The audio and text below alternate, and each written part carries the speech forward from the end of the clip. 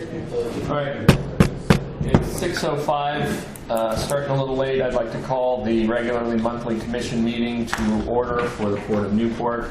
We've been having just an informal discussion here about the order on the agenda in the interest of not chasing everybody out of here right out of the gate. Unless I have any objections from the commission, I'd like to move our executive session to immediately after old business.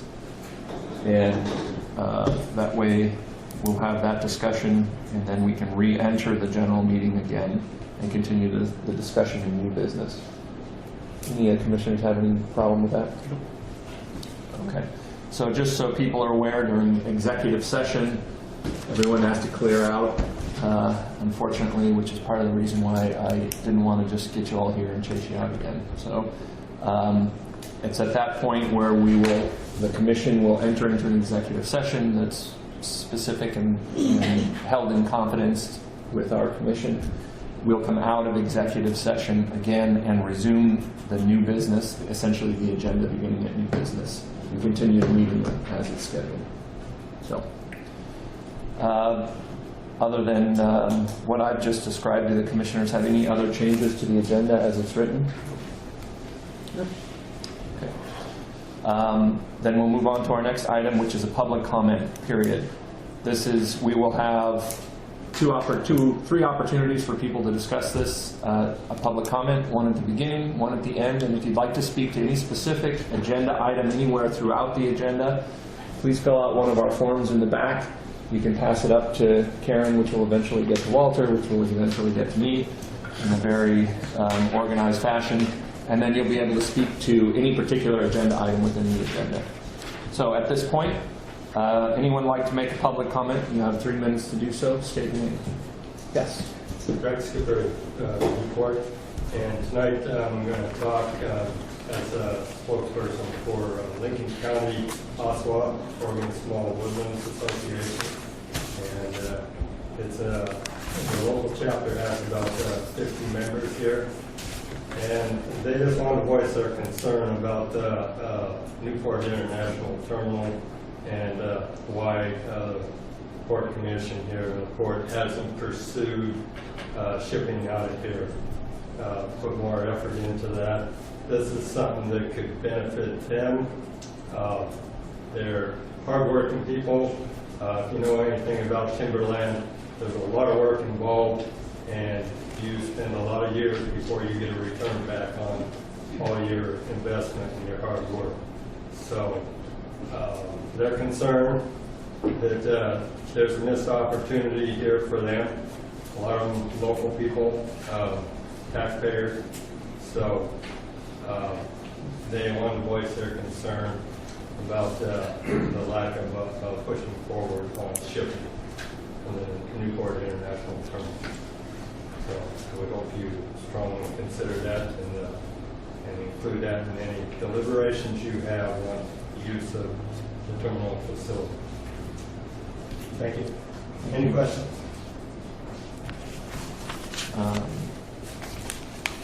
Anyone else like to make a comment at this point? Anyone? Okay, nothing heard. We'll move into the consent calendar.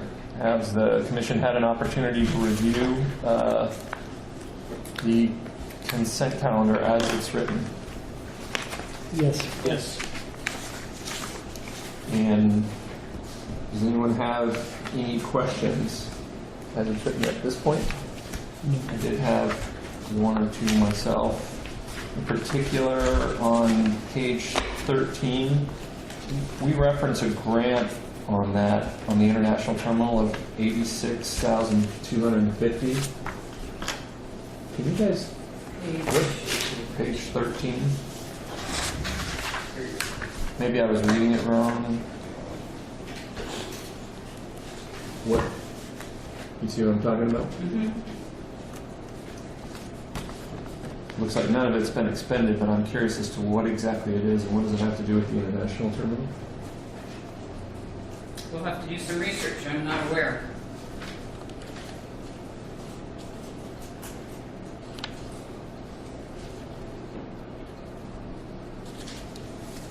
Okay. Yeah, and Walter, anything different?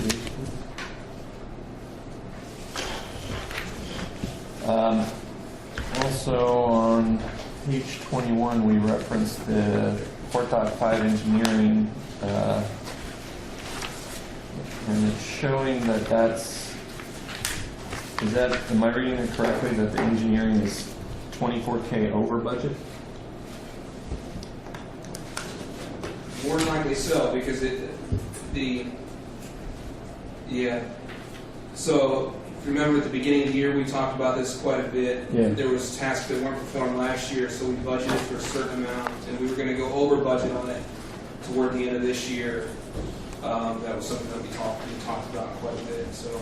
Okay, so this represents so I guess I'm just trying to understand, it looks like it's 120%, 128% of the budgeted amount, but we had money that we transferred from last fiscal year into this year. I don't believe that transfer was actually done. No, you guys Okay. still need to do that before the end of the fiscal year. Okay. That was, the plan was to do a budget, we would do that, toward the end of the year, so it's getting to be about that time to where we're going to need to Okay. make that transfer. It wouldn't be a transfer at this point, it'd be a budget adjustment. It's like a reallocation, wouldn't it? Well, And where would the funds come from? Out of the general operating Yeah. account? Yeah. And are we done with the engineering at this point on that, with that 24K? Yeah, we don't have anything else. I don't know if that's the last payment on it, that could be, if that's the last invoice. Yeah, so that should be the end of it right there.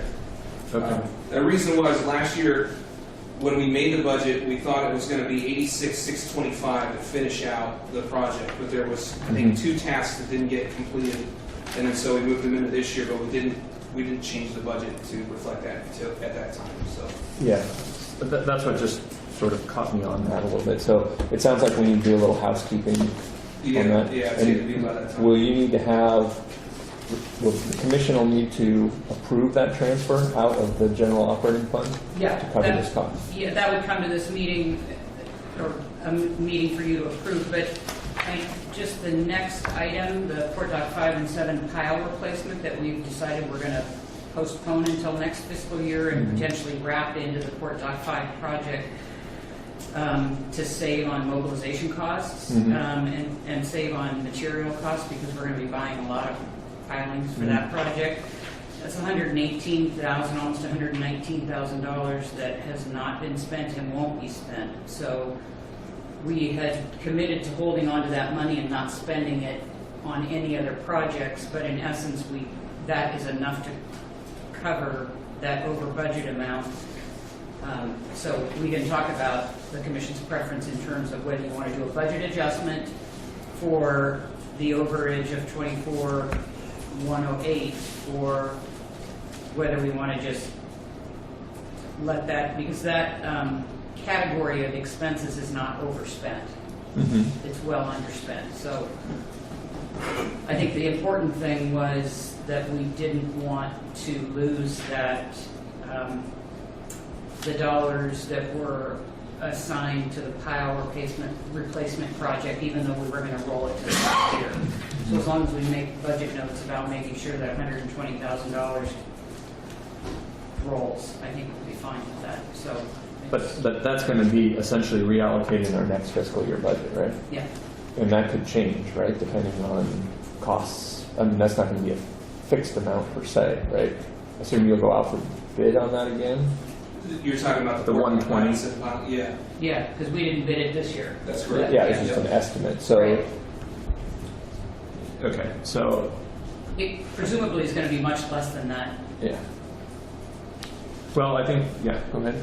Anybody else? Well, this seems to me that there'll be some wiggling around of this because it wasn't budgeted and will go into the next budget. But also, I liked what came out of our 5-year plan discussion is that, Aaron, you were talking more of looking at the project as a marina project, because there are certain things you can choose from. Some of separating them, we can save money by doing them at the same time or budgeting together. Yeah, that Port Dock 5 and 7 piling replacement was the one that the first one that I found that we could probably combine with the Port Dock 5 pier, and would save us mobilization costs by quite a bit, at least $100,000 probably. But in any case, like you said, it'd probably have to be a reallocation. I was just thinking this Port Dock 5 was really engineering stuff, specific. I just want to make sure that that is cleaned up. And I know we got plenty of cash for it, but it's just over what we had initially. It's showing 128K. I just assume if we can clean it up a little bit in terms of allocating money from one place or the other, maybe we just formalize it. I mean, so it's not 128% over. It's just fully funded. Oh, I see. Yeah, okay, I'll have to talk to Mark about that. Yeah. Okay, Yeah. I'll talk to Mark about that when he's back. Anybody have anything else?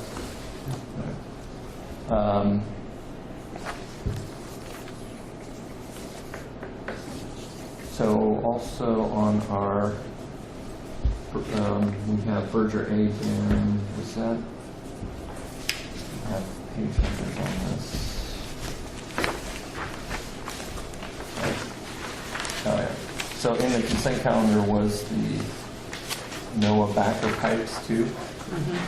Aaron, did I read this correctly that you guys are going to buy the chains later? You're just buying the backers Yes, now? some pipes for now. We're still talking about chain material. We've got a couple different ideas, but just pipes for now. Well, just a heads up, I think I mentioned this. I replaced these same exact things on the pier, and I use stainless. Right, These- The other chains just get totally carried away. right. But, anyway, so this is just for the pipes, not, or for the backers. That's correct. Okay. And then, I have a question. yeah, go ahead. Did you pursue that new cool chain with the super galvanizing? Yeah, I did a little bit of looking into it, but I haven't had a chance to actually talk to anybody, about the performance of it or, Right. things like that, other than having a couple conversations with you about it that you suggested. But did some fishing around on the internet. It looks like a good product, but I haven't really talked to any representatives. Just curious, that's fine.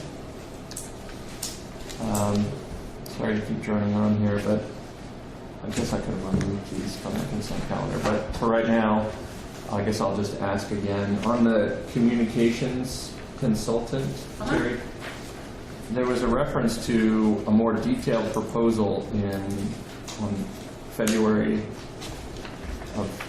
13th.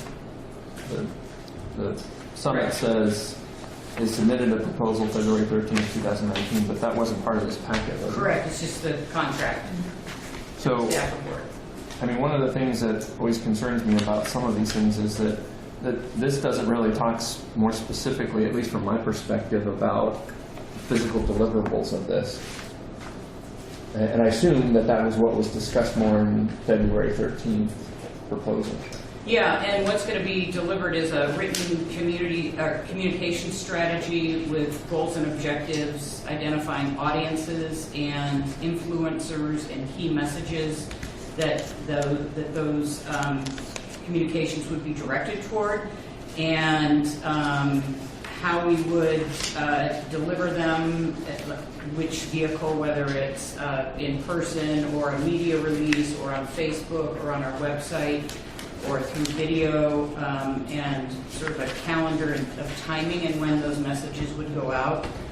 And so that's one piece of it, the sort of the timeline, goals and objectives, and how we would develop those messages. And then the other piece of it is writing the stories and telling the port story and actually writing the materials that would be, or producing videos or taking photos or whatever the medium we decide is most appropriate for that. So those are the two pieces. But is just to be clear, is this person going to do that? Yes. They're going to shoot videos and potentially Well, do it? there's, And that's what kind of, I mean, I don't want to say it bothered me, but I was just, I referenced something in here that I hadn't seen it, and I just want to be careful we don't end up with something we already kind of know about, and we sort of know who to talk to and some of these things, but we haven't been able to effectively put pen to paper. Because we don't have time or bandwidth. in a lot Right, of so ways. this person is primarily the writer, and if she needs to hire additional support to do videography, she would do that. Would that be in addition to the money, the estimated total here? Well, it's all based on hours, and it would be within the $75 or less per hour. She has specified in here, in the contract, graphic design at $60 an hour, and the videographer would most likely be in that sort of range. It wouldn't be at the higher end of the range, but the idea is not to exceed $11,250. For collectively for the project? So Correct. we're not going to see separate bills per se for No, it's other a not to things. exceed contract. Is this just kind of a see how it fits, see what our end Right. product is, and then would we possibly could be continuing a contract with Yes. this person? Yeah, and the whole idea behind this was, I mean, you've heard me talk about this numerous times. I think we've talked a lot about effectively and professionally telling the port story and getting information out there. A lot of what we need bandwidth to do at the port is have someone who's an effective writer, update. I mean, you look at the website, and our history, for example, is incomplete and not written very well and hasn't been updated in years and years. And we cut and paste that into numerous documents, and we need that to be addressed. We have, I mean, that's kind of on a very basic level. And then I think one of the things that we've talked about over the last few months was the importance of communicating with our community, with our elected officials, with others beyond our community about what work the port is engaged in. And so I think that this is intended to start to do that and give the commission an idea about what a professional communications person can do for us. And so this is just a limited term contract through the end of the fiscal year because we have some funds budgeted under consulting services for a project that we were not able to undertake this year. And so this is to sort of give us a taste of that, and it can be, the contract can be extended. We can put money in the budget if it's something that, you know, meets with the commission's approval in terms of what you feel like you need, without bringing on a staff person and trying to ramp up and do that. I mean, it just seemed like a more efficient way to do that. I like the fact that it's a local person, and it looks like you had a pretty good response. You had 6 responses. We received very qualified companies to choose from. So, A lot of companies out of Portland, one out of Colorado, and one out of California.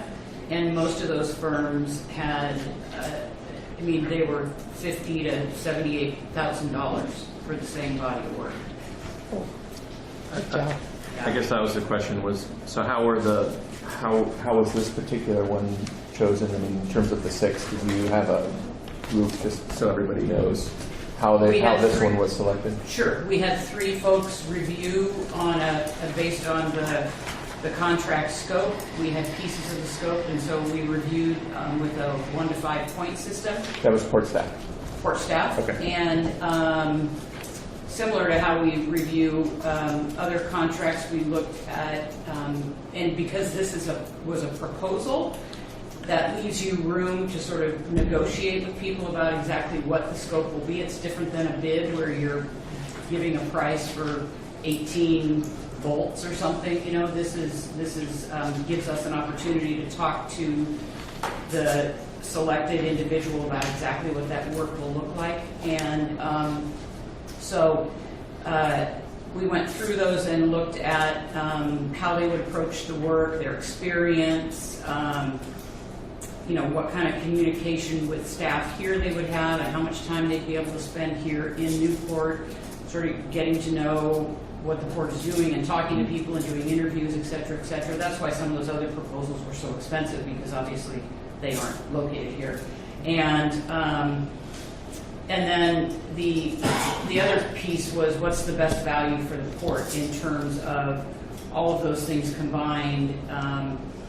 What did we feel based on how they approached the proposal and just did it feel like a firm that understood what we were getting at? And so we did those evaluations and tallied them up, and this firm actually came out on top, and we had a broader scope of work that we reduced a bit because, quite frankly, we only have a few months left in this fiscal year, and it didn't make sense to sort of try to accomplish more than was going to be able to be done in a high quality manner in the last 3 months of the fiscal year. That's fine. And again, if you don't mind, would you mind sending me a copy of the February 13th submission that she referenced? Is there a Oh, problem? sure, yeah. Do you want all of them, or? Yeah. Oh, okay, okay. And again, just to be clear, so we'll get an updated version of a history on the website, so there'll be website attention, there'll be, I'm just trying to, if you could give me the top 3 things that we can expect to see as sort of roughly as deliverables when this is all done. Sure. Actually, part of that will come out of the strategy and the timeline that's developed. That will have some specific pieces identified. But off the top of my head, what we've talked about is updating that history piece on the website that also will be plugged into the introduction portion of the strategic plan, and which we talked about last week a little bit. And I think there's some other pages Karen and I have been looking at on the website that talk about the commercial marina or the the South Beach Recreational RV Park and Marina and the International Terminal. Those all need to be rewritten and updated, and so quite a bit of focus on that. And I think that's also a way to get her involved in or just sort of up to speed with the port. And get some more knowledge about the port. And some of that will be used on the website, or I'm sorry, on the on our Facebook page. And then Will she be doing those updates to our Facebook page? we have to figure out exactly the logistics of that. I don't know all of the, I mean, everything will come through me for approval before it gets posted anywhere, or gets sent out anywhere, and just depending on what makes most sense in terms of who posts it and who monitors it. We're still working out the logistics of that. So updates on the website is going to be a big thing Yeah, that she's going to work on. yeah. And then some stories. I mean, from that, part of it is it takes a while for folks to ramp up about what we do at the port and what are the interesting stories that we want to tell and what are the, I mean, so if any of you need to go to the Rotary and do a presentation or chamber presentation, or you need some talking points to go to Salem to talk to legislators, those are the kinds of things that she's going to be available to do as well. Okay. So sort of just basic communications. Okay. Anybody have any other comments about the communications things or any of the amendments to the Berger ABAM strategic business plan update that was listed in here? No? So that was an additional $12,000? 10,000. 10,000. I have one question on that. Yes. I know because we're being thorough and things come up that we've had to pull back on some of our timelines just to make sure we're doing a good thorough job on all the stuff we're pursuing. And it says the assumption BST will provide the draft financial plan in early April. Is that probably still ring true? Early April on the Yeah, financials? I believe there. Did I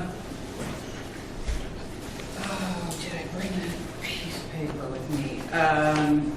I want to say it's April 8th. Mhm. I have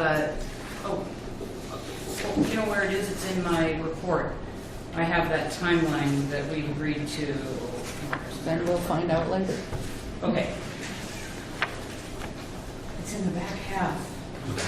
But yes, that date is still, we're looking for, so April 8th, we will receive a final draft of the finance plan. And then there'll be time for commenting on that. So I'll talk about that when I give my report at the end. Thank you. You're welcome. Okay. So our consent calendar here.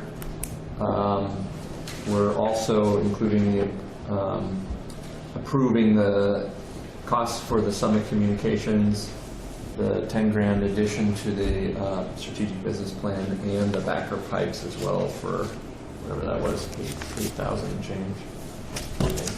So everybody's on the same page. So with those discussions, I'll need a motion to accept the consent calendar. I move that we accept the consent calendar as presented. Second. Okay. Any other discussions? All those in favor? Aye. Opposed? Okay. Motion passes.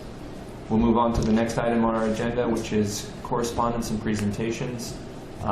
We did have a commercial fishing users group presentation scheduled. Unfortunately, I don't believe Heather could be a part of our meeting today.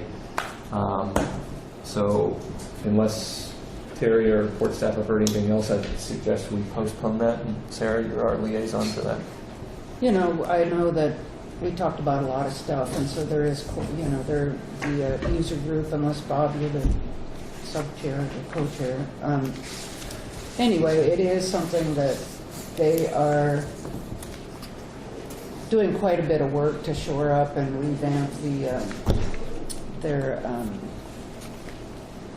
international terminal use that they require, and just updating the word is escaping me, their platform that they've given us in the past. And so I don't think, have had time to really get that together. And Aaron had a proposal about rates to pay for electrical pedestals, and that was a lot of really good discussions, and I'm sure that Heather will compile that, but just wasn't able to get that today. She did say that she would expect to be available for the next month's meeting. She should have it there.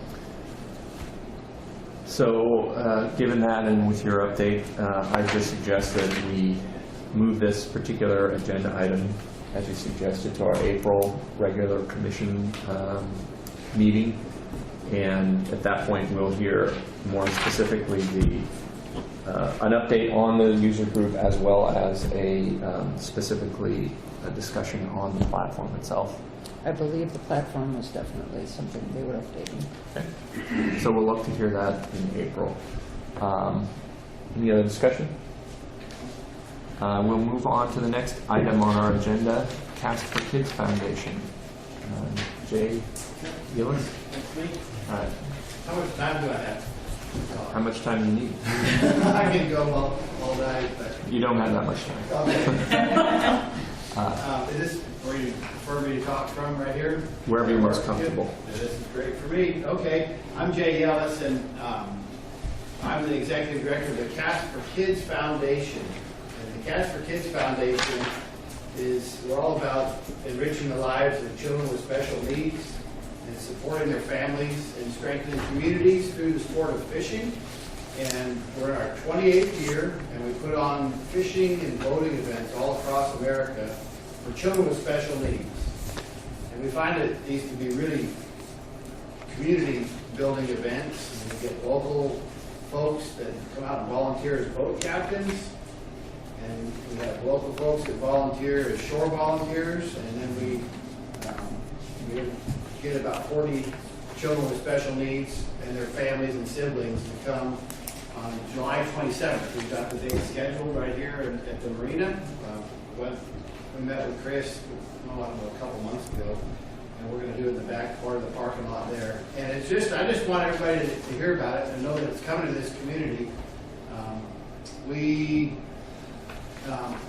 We're just all about showing these kids a good time. And it's amazing what happens when these kids with special needs get out in a boat and they go, they're going to catch some crab, catch some fish, and they're going to get to experience something that they've never done before, which is one of the gems of the Newport Bay, is the recreational boating and fishing and crabbing. And so it's great to be able to share that gift with these kids that would never otherwise have an opportunity. So I live up in Lincoln City, and we have a few other events around Oregon. We have one in Portland that's been going on about 20 years in a row at Hag Lake, and then we have one in Medford, one in Prineville that's been going about 15 years, and we have one on the Umpqua River. So this will be our 5th event in the state of Oregon. We have over a dozen in California and about 10 in Washington, and we have actually Texas has more than any other state. We have about 17 events there. But we're in like 33 states, and we'll do about 80 events like this for kids across the country this year. And I grew up fishing and enjoying the coast, and so it means a lot to me to bring one to the Oregon coast because I know how much fun it is and what a treat it will be for these kids and their families. So we carry a $10 million liability insurance policy that the port's already got a certificate of that, and we're just really thankful that the port's offering us the opportunity to use over the back part of the parking lot by the marina to hold the event. It'll be a Saturday morning, July 27th.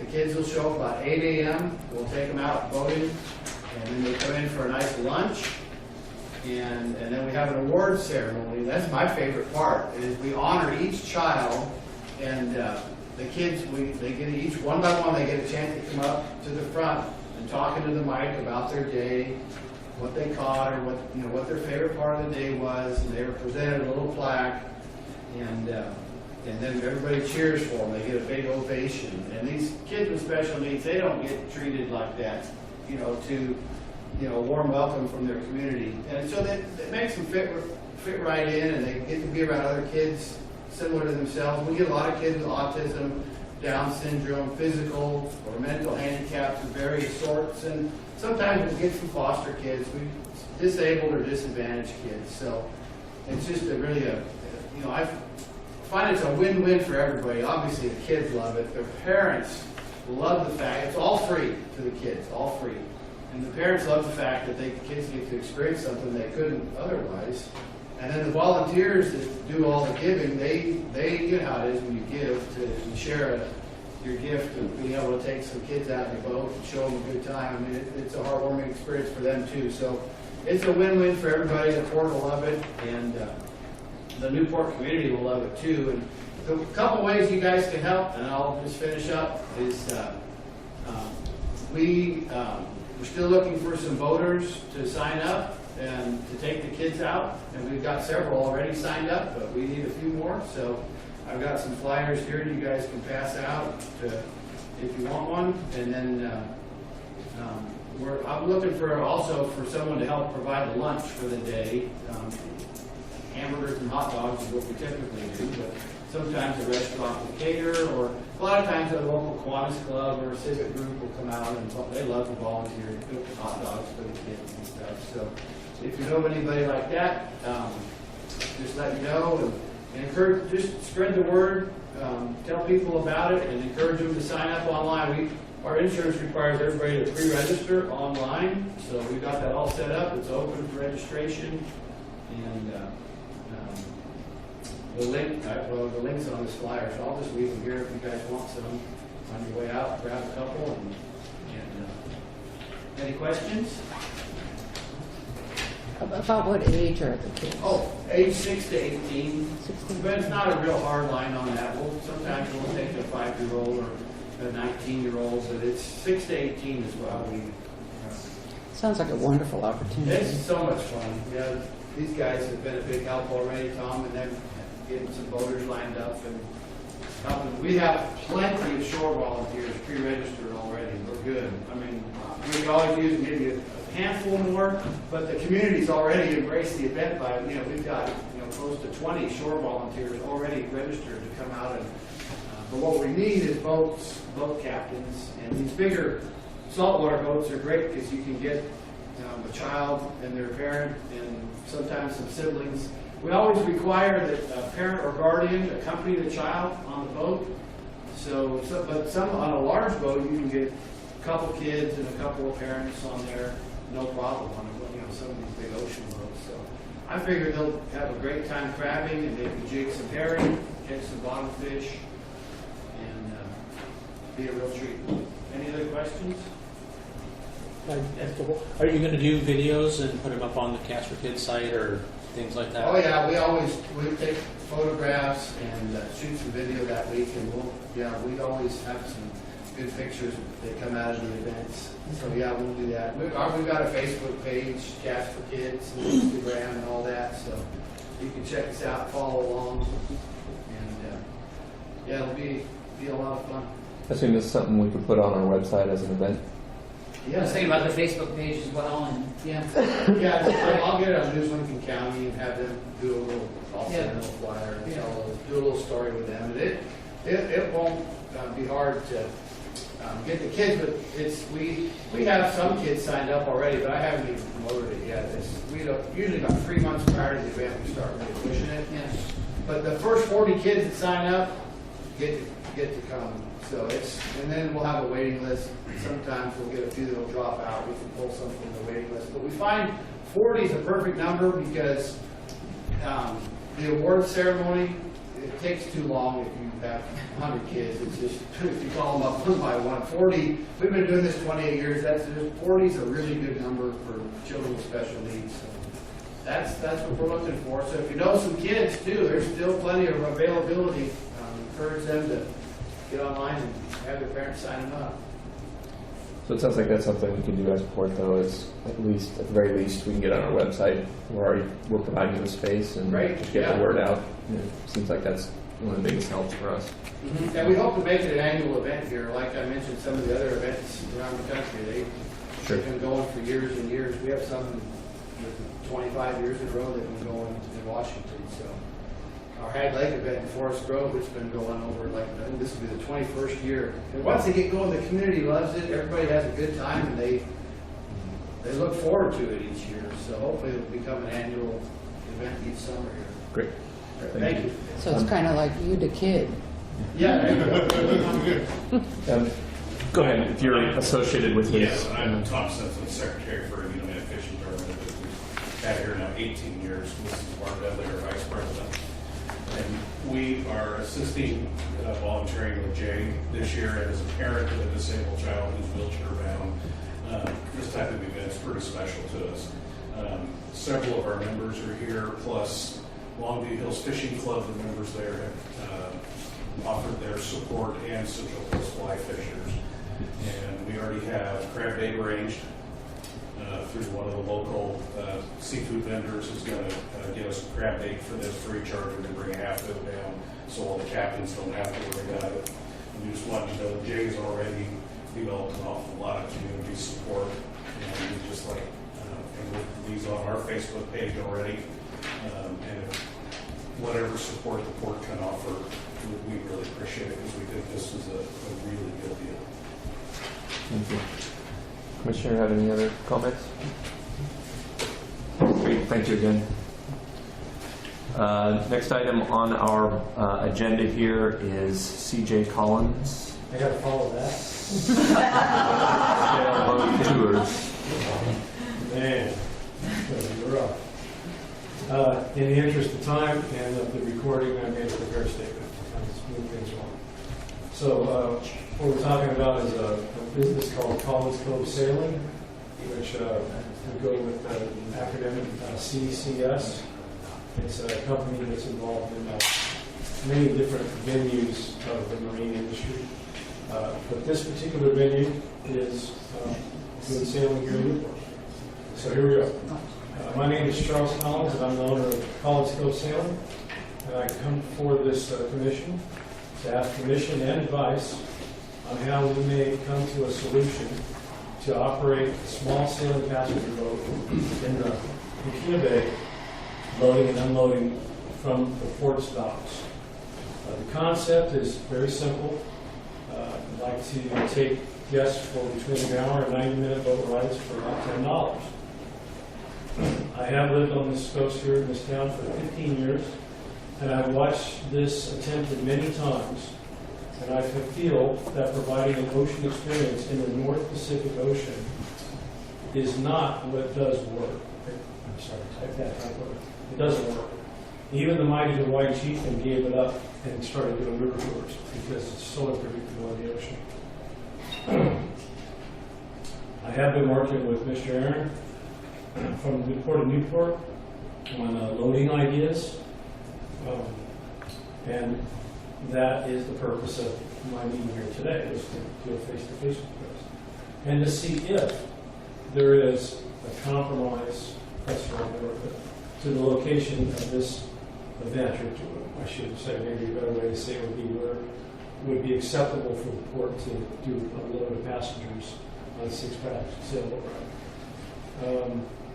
What I propose is to load on the South Beach at a designated location that we can all agree upon, and to, on the occasion, load on the north side of the dock next to where the YBYC small boats are located and across from OBF Boathouse. These events would be limited to a YBYC event, or, and what I'm really focusing on is getting involved with the Maritime Museum and doing some events with them. And that's really what kicked off this idea to begin with. The agencies that I'm currently working with to get this thing rolling is Cindy Borgrid, I'm saying her name wrong, from the Oregon Marine Board. I'm working with Marty Richmond of Anchor Marine for a $2 million liability policy. I've been working with Aaron for ideas and directions, which one of them was to come and talk to you guys today. With Brian Getty at the Oregon Boating Foundation for some stuff that we were doing through the yacht club, and we'd like to expand that into a more commercial. An example would be they do a tour with the skiffs or the kayaks, and we use the boat as a chase boat and photography platform, just as an example. I'm working with Joe Ray of the Oregon Coast Bank, and also Thomas Wilson from the county to do the transparency for the stuff that looked like was going to be required in the temporary use permit, with the idea being that everything being very transparent and electronic, no money to transfer. It wasn't electronic, no cash, all funded and run through the computer so everybody could see where everything is going. And then also I've been working with the Secretary of State, or I was, until Mr. Richardson's passing, and I haven't had the opportunity to revisit that issue. But the quandary is there's so many entities to get something like this off the ground that I wanted to see first if it was something that the commission was going to allow before we move forward with all the stuff that's going to keep this thing rolling. The Salem Vessel Blanco is a Catalina 30 that is presently moored at the Embarcadero. It is a slip that we do own, and you own the slip in the boat fully and outright. So I think there was some clause in there about you had to own property to be able to charter boat in your bylaws somewhere in there. So in conclusion, what I'm asking for is permission, advice, and direction before applying for the special use permit. As the finances are a considerable investment, I would like to see this locked in before moving forward. And with the idea being, because I was running so late on getting the permit lined up and getting all these different entities on board, I wasn't ready to give you the special use permit today. So I thought maybe if I could come and run this by you guys, then maybe you could, in the course of the next couple of weeks or something, maybe you could get with Aaron and talk about what's going to work, and then I can put that in that special use permit for you guys to look at what your next meeting. The timeline on this thing, we'd like to run the boat from May 20th through September 6th. That's 108 days, with the option to run a little bit later if the weather is good at the end of the Indian summer, and also like the option to run the following year. It's probably going to be about $10,000 anything going. That's it. Questions from commissioners at this point? Sure.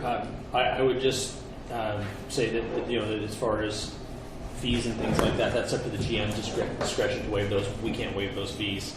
I say talk to the harbor master, South Beach harbor master, and just note that we have this is the busiest halibut fishing port during May. So it's basically May 9th to 11th, and then 5 consecutive Thursdays, Fridays, and Saturdays up until June 6th through 8th. Those are the set days, and so those would be times when the marina was really full, and I'm sure the harbor master could tell you, but otherwise. Well, I was thinking about that very thing, and I was thinking that might be a great opportunity to use the OBF dock on the north side, because we're talking about no more than 36 people in any given day. Well, we hold 6, and I sure don't want to do 6 charges a day. And the idea behind being CCS is if this is a concept that is proven it might work, we might be able to expand into maybe a 2 or 3 or 4 boat fleet where we can have venues where people do, what do you call it, when they have an office party and they do stuff. Like a retreat. Like a retreat, yeah, something like that that would benefit. But the biggest thing that I'd like to see happen out of this thing, if it works, is the parents that come and watch the sailing, when the kids go sailing, they want to get out on the boat. And in the last 2 years that we've been doing internet racing, or last year for sure, when you have people say we're going to go sailing, and they don't show up because they're not vested. And if a person pays a small fee to go on the boat, they usually always show up, whether it's a wooden boat show or some event. If they pay a small stipend to go on an adventure, they're more engaged that way. And I really believe that we won't be in competition with anything fishing. We're small enough that we're not going to be in competition with anything with the aquarium. We're really just going to focus on the aspect of sailing and ideally working with the Maritime Museum and talking about the history of the port and promoting it that way. But again, it's a small venue. There's not a lot of money to be made in it, at least initially, until we can prove the concept. And I really think that the thing that has hurt the last couple of businesses that have tried this is the fact that they tried to run it in the ocean. And the ocean is just far too unpredictable to have any kind of set schedule. So you had America's Cup boat in here, that they ran out to the Jaws and back because it was foggy. You had Hawaiian Chieftain and California in here, that you guys got all mad at them because they were on the dock forever. And then they ended up cruising around the bay. And so, and there's been others. I really think that the key is a 30-foot boat, not too big, the same way we run the yacht club runs on internet races. Just keep it small, keep it intimate, and keep it safe. That's it. Anybody have anything else? What OBF dock? The Oregon Boating Foundation, they've got a boathouse down there. By 7? Yeah, The by yacht club? 7. The one they stole from the yacht club? It's 70. So it's So just your like- draft will fit in there and everything? Yes, ma'am.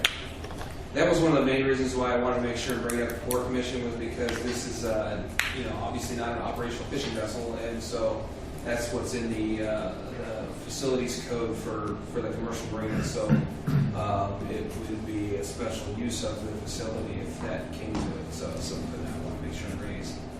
So we just kind of have talked about that kayak stuff. And then this on top of it seems like quite a bit of use all of a sudden. That would be, because from there you have to go out past the fishing vessels, or can you cut the corner? No, well, it depends on the tide. Normally you would go out the way that they always go on the Wednesday night races. You go past the Barcadero. Yeah, I was and a then you go past Wednesday the night Garden racer Buoy. for many years. Yeah, you go down, you go inland, Right. inbound, and you run past the Barcadero and all that stuff. The Barcadero's charter doesn't allow charter boats. Mhm. We discussed that with the harbor, with the body over there, and they're fairly adamant about not having charter boats. Did And you- It's written right in their clause when you buy land from them. Have you talked to the Maritime? I have talked to them, and I've also talked with his wife, and they're interested in doing something.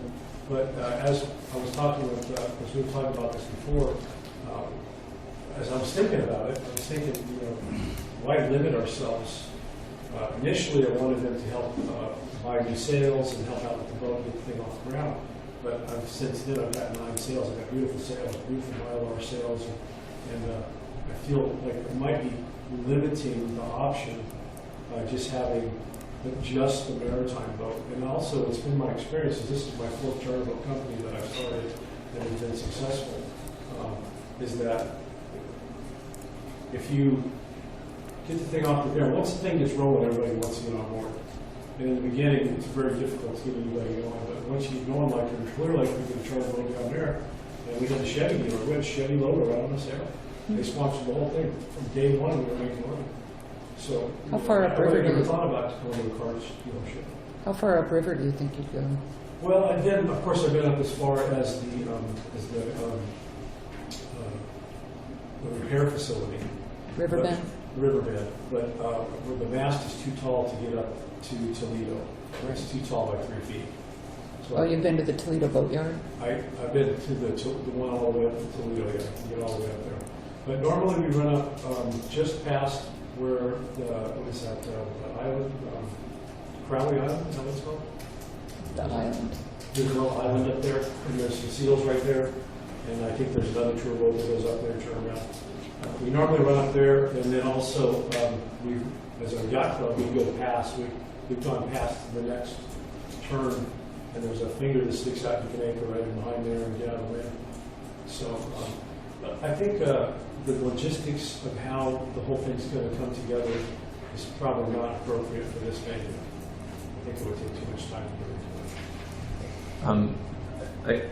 I think Aaron's subtle point here is that we're talking about a little bit of a interpretation of a policy here in North Commercial, which I think is really an issue. I think I'd like to, unless the port staff corrects me on this, I'd like you to keep in mind, you mentioned the Hawaiian Chieftain and the Californian, or the two tall ships. Keep in mind that a special use permit is not a contract. Yes. And within that special use permit is an opportunity to change that if circumstances within the port merit that change. So I just want you to be aware of that as somebody who's working and putting together a business plan, if you will, of sorts. That it's not a contract. If you want to pursue something different, then that'd be a different discussion to have with the port staff and our attorney. This is where I'm at, is I need some advice and direction on what will work in this port. As I was pointing out in this thing here, there's probably 10 government agencies that I got to go through besides you guys, whereas in any other place I've ever started with something like this, there might be 3 or 4. So to that end, I guess, back to you guys, is there a decision that the commission really needs to make on an exception to a particular policy for allowing this to even get rolling in North Commercial? The way I would interpret it is that decision would be made when the actual permit, the special use permit, is filed, and Okay. you would entertain that decision at that point. Okay. I think the main thing that CJ was looking for today is if he should continue working on it, over the next month or so. Mhm. If it looks like something on the face of it is Yeah. probably not going to fly. It's a non-starter. But for now, you wouldn't, if it's something that would be worth still working on, then, at least he would know that, but you wouldn't have to make that decision right now. So I guess the question really is right here, does the commission see any reason for you to not at least begin to continue to flush this out? Anybody see any showstoppers with this in Not really. North Commercial? Nope, just the recommendations by Harbor Master is fine. So I think you got what you need from us at this point. Continue to work with the port staff. We'll look for that special use permit. We can discuss things further.